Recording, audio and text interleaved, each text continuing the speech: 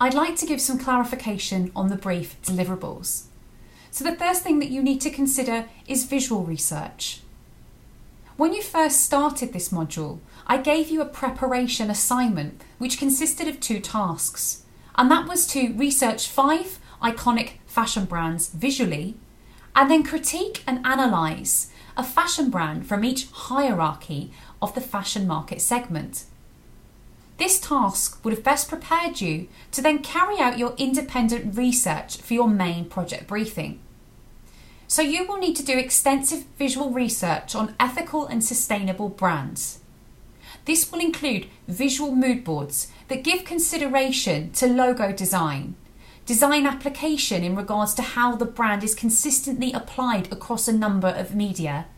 So you'll need to give consideration to various brand touch points. So for example, what if you were researching Louis Vuitton?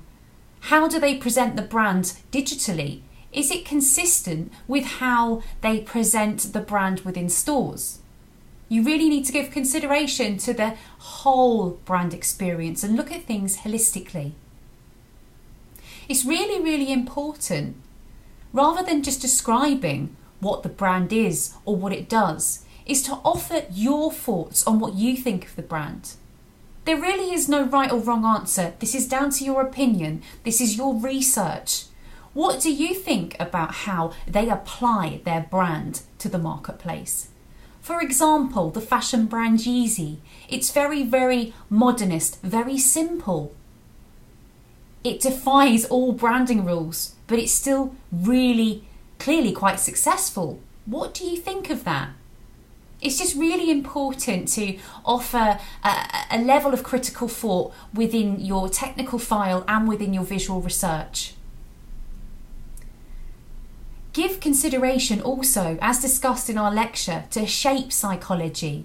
Remember our discussions about circles being used a lot by consumer lifestyle brands because a circle is reminiscent of friendship and unity in the sun, and why many banking authorizations tend to use triangles because they're quite aggressive, or they may use rectangles because they're more trustworthy. Give consideration to colour application. For example, why did Tommy Hilfiger use blue and red? It's because it's iconic for the American lifestyle and way of life that they're promoting, and it fits perfectly with the essence of their brand.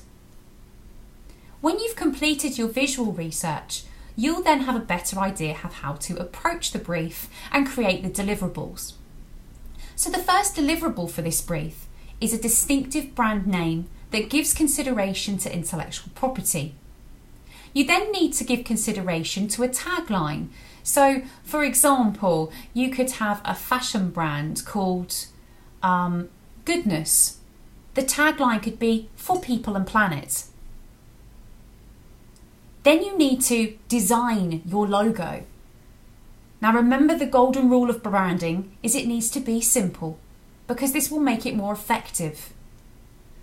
You will be expected to come up with at least 3 to 4 concepts before choosing your final concept. This is really, really important within the brand creation process, in particular when we're presenting ideas and pitching ideas to clients, because we need to show that we've explored a range of possibilities for their brief. So it's really, really important not to just go with one concept straight away, because this will limit your creativity, and it's also really important for your summative assessment to see that you've given consideration to exploring your ideas and reviewing your ideas and critically analysing and reviewing your concepts so that they meet the requirements of the brief and the module. Also, you'll need to give consideration to a colour palette. Every brand has a specific colour palette. So please make sure when you've created your brand that you give consideration to having a set of brand colours. A little tip here, most brands have 2 to 3 colours at the most. Any more than that and that's overkill. So that's just an industry tip there. For your brand ideology, your brand will need to have a purpose. It will need to have a vision and mission and values. And this is all covered in the practical workshop in which you define your brand purpose and your values. Following on from that, You need to make sure that you have research on other brands and what their value and purpose is, in particular ethical brands. When you do research on ethical and sustainable brands, make sure that you look at their purpose and their values. Analyse, critically review, do their actions align with their values? Because that's a really, really good way for people to gauge if the brand is actually authentic and means what it says and acts accordingly. Following on for that, brand positioning. Now you may wonder what I mean in regards to brand positioning. Well, brand positioning is where you are in the marketplace. Where do you envision your brand being? Is it going to be luxury? Is it going to be high street? You'll need to use a brand positioning map, which is available on Padlet, to ascertain and then identify where you sit within the marketplace. For example, it might be a good idea to get a brand positioning map and look at all of the denim brands within the industry, look at where they sit, and then think, okay, where do I sit within that? Where will my brand comfortably sit? Where is the gap in the market? Your visual language. It's really, really important that you have brand guidelines. Now, brand guidelines are literally like the Bible of creative design. These often go out to external agencies and people who are working internally, so for employees as well. For when brand communications are created, this ensures the consistency. So there are a set of guidelines. So I'd advise you to perhaps do a little bit of research on brand guidelines. That would be really, really useful for increasing your underpinning knowledge on branding practice and also enhancing your professional practice. So please do take a look at that. Promotion. You need to create a launch plan for your new brand. So you need to give consideration to the 4 P's of marketing, which are price, place, product and promotion. You will also need to have done some extensive research on marketing plans of other brands and evaluate their effectiveness. How successful do you think the marketing of Zara is? How do you think the marketing of Prada could be improved? What do you think of the marketing of Stella McCartney, a sustainable brand? These are really, really important things to consider. Also, within the workshops, you will be required to do some research in regards to marketing plans, and you'll be given a really good understanding of how to create a marketing plan as well.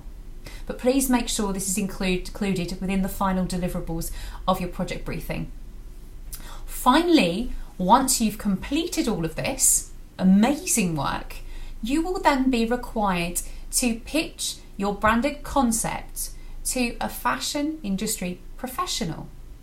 Now, we have a lovely lady called Pam who runs the Suffolk Fashion Week and is a professional model coming in, and she's very much looking forward to you presenting your concepts. So you will need to create a professional pitch presentation, and this will need to be created in InDesign. Don't worry, you will be receiving intensive workshops on InDesign with myself and Dean as well, so you will be prepared to do that. And this is going to give you a really, really good experience of pitching a live product. So I think you guys will really, really enjoy the experience, and you will need to create this on physical boards.